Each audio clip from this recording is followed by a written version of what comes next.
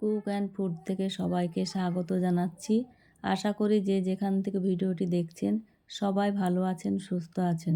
ভিডিওটি না টেনে পুরো ভিডিওটি দেখার অনুরোধ রইল। আজকে রুই মাছের ভর্তা করে দেখাবো। তার জন্য 3 পিস রুই মাছের পেটি নিয়েছি। যে মাছের কাঁটা কম থাকবে সেই মাছ দিয়ে ভর্তাটা ভালো হয়। ভর্তা করার জন্য লবণ হলুদ মাখিয়ে নিলাম। মাখিয়ে হালকা ভেজে নেব। লবণ হলুদ মাখানো হয়ে গেছে। মশলার জন্য ধনেপাতা, শুকনো লঙ্কা, কাঁচা লঙ্কা, রসুন নিয়েছি। গ্যাসে ফ্রাই প্যান চাপিয়ে তেল দিয়ে দিলাম। তেল গরম হয়ে গেছে। মাছগুলা ভেজে নেব হালকা আঁচে। একদিক মাছের ভাজা হয়ে গেছে, মাছগুলা উল্টিয়ে নিলাম। আরও কিছুক্ষণ ভেজে নেব। ভাজা হয়ে গেছে, তুলে নেব। দেখুন কালারটা কত সুন্দর এসেছে। মাছ ভাজার তেলে মশলাগুলা দিয়ে দেব।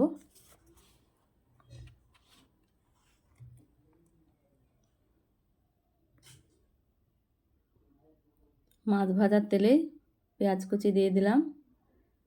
রসুন, কাঁচা লঙ্কা, শুকনো লঙ্কা একসঙ্গে ভেজে নেব। হালকা আঁচে ভেজে নেব, নাহলে মশলাটা পুড়ে যাবে। এদিকে মশলাটা ভাজা হতে থাকুক, এদিকে মাছের কাঁটাটা ছাড়িয়ে নেব। হাত দিয়ে একটা একটা করে কাঁটা ছাড়িয়ে নেব। মাছের কাঁটা ছাড়ানো হয়ে গেছে। মশলাটা গ্যাসে চাপিয়ে রেখেছিলাম, আরও কিছুক্ষণ ভেজে নিলাম। ভাজা হয়ে এসেছে, ওপর দিয়ে ধনেপাতা কুচি ছড়িয়ে দিলাম। আরও কিছুক্ষণ নেড়ে নেব। ভালোভাবে ভাজা হয়ে গেছে, হালকা ভেজে নিয়েছি। এবার নামিয়ে নেব। ভাজা মশলাগুলা সব নামিয়ে নিলাম। মাছ ভাজার সময় লবণ দেওয়া ছিল, তার জন্য অল্প করে লবণ দিয়ে দেব। 1 চিমটি লবণ। ভাজা মশলার সঙ্গে ভালোভাবে মেখে নেব।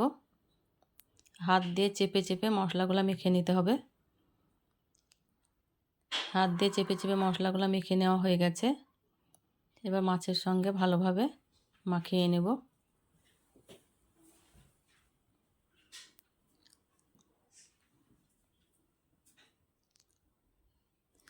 মশলাগুলো যত সুন্দর মাখানো যাবে মাছের ভর্তার স্বাদ ততই ভালো হবে। মাছের সঙ্গে মশলা ভালোভাবে মাখিয়ে নিলাম। দেখুন কত সুন্দর হয়েছে মাখানোটা। আপনার হাতের সাহায্যে মাখাতে না চাইলে শিলবাটায় বেটে নিতে পারেন বা মিক্সচারে ব্লেন্ড করে নিতে পারেন। এইভাবে করে একবার দেখতে পারেন।